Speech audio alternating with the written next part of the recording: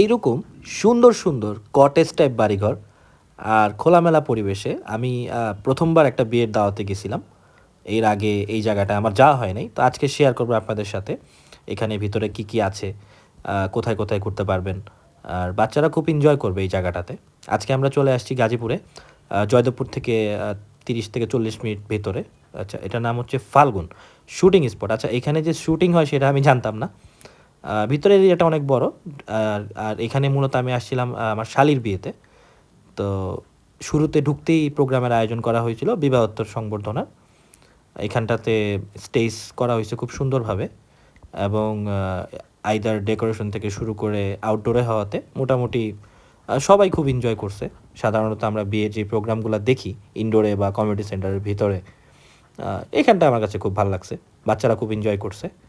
আর একটু ভিতর দিকে গেলে পুকুর আছে, কিছু কটেজ টাইপ বাড়িঘর আছে, হ্যাঁ, খোলা মাঠ আছে, আশেপাশে গরুর ফার্মও আছে একটা।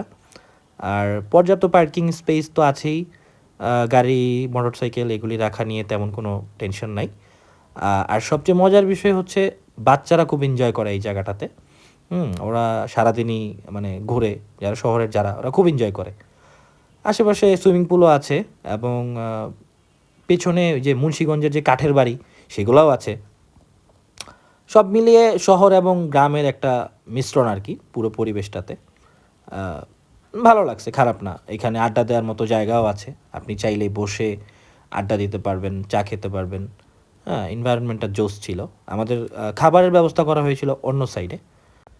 তো সব কিছু মিলিয়ে জায়গাটা আমার কাছে খুবই ভালো লাগছে, চাইলে আপনারাও যেতে পারেন।